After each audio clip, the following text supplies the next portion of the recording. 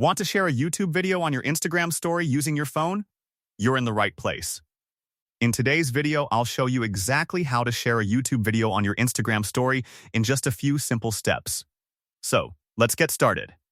First, open the YouTube app on your phone and find the video you'd like to share. Once you've opened the video, tap the share icon located below the video player. A sharing menu will appear. From there, tap Copy Link to copy the video's URL. Next, take a screenshot of the video's thumbnail. This will be used as the image for your Instagram story. Now, exit YouTube and open the Instagram app.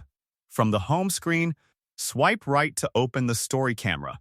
Swipe up on the screen to access your photo gallery, then select the screenshot you just captured. Once the image is added to your story, you can resize and position it however you'd like.